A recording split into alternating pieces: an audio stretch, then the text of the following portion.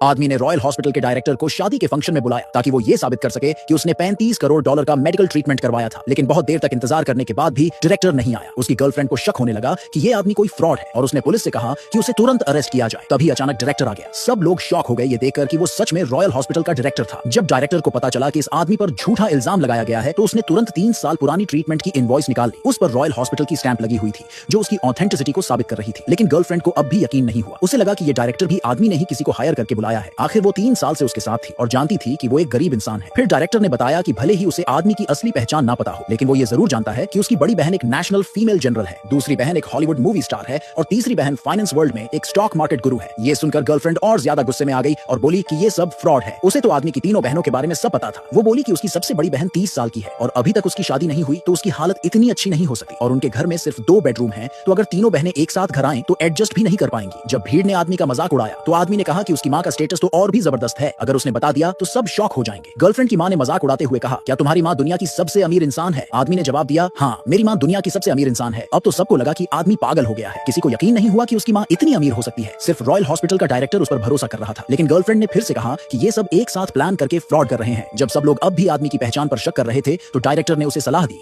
कि उसे इन लो क्लास लोगों से रिश्ता रखने और उनकी इंसल्ट सहने की कोई जरूरत नहीं है। आदमी ने गुस्से में कहा कि वो अब इन लोगों से सारे रिश्ते तोड़ देगा और शेन फैमिली की बेटी से शादी करेगा। लेकिन उसके पिता ने इस रिश्ते का कड़ा विरोध किया क्योंकि उसे हमेशा से लगता था कि आदमी गरीब है और उसकी बेटी के लायक नहीं है। आदमी ने तुरंत अपना फोन उठाया और अपनी माँ को कॉल करके कहा कि वो जल्दी से शादी की जगह पर पहुंचे। जब गर्लफ्रेंड ने सुना कि आदमी की माँ का हेलीकॉप्टर लैंड करने वाला है तो वो जोर जोर से हंसने लगी। गर्लफ्रेंड की माँ ने भी उसका मजाक उड़ाया और उसे झूठा कहा। साथ ही अपनी बेटी की तारीफ करते हुए बोली कि अच्छा हुआ उसने इसे छोड़ दिया। गर्लफ्रेंड को भी लगा कि अपने पुराने क्लासमेट से शादी करना ही सही फैसला है। आदमी को जलाने के लिए उसने अपने न्यू फियांसे के साथ सबके सामने प्यार जताना भी शुरू कर दिया। आदमी को ये सब देखकर बहुत बेइज्जती महसूस हुई और गुस्से में उसने अपने सेक्रेटरी की पीठ पर 4 अक्षर लिख दिए जिससे ये तय हो गया कि वो अपनी गर्लफ्रेंड से रिश्ता तोड़ देगा। गर्लफ्रेंड की माँ को लगा कि आदमी फिर से कोई नया नाटक कर रहा है, इसलिए उसने पुलिस से कहा कि उसे तुरंत अरेस्ट कर लिया जाए। पुलिस ने डायरेक्टर से उसका आईडी दिखाने को कहा ताकि उसकी पहचान पक्की हो सके। लेकिन जब पुलिस ने उसकी आईडी चेक की तो वो हैरान रह गए और उनके हाथ कांपने लगे। जब रॉयल हॉस्पिटल के डायरेक्टर की पहचान कंफर्म हो गई तो पुलिस बिना कुछ कहे वहां से चली गई। ये देखकर गर्लफ्रेंड को यकीन ही नहीं हुआ। उसे लगा कि जिसे उसने एक झूठा और गरीब समझकर छोड़ दिया था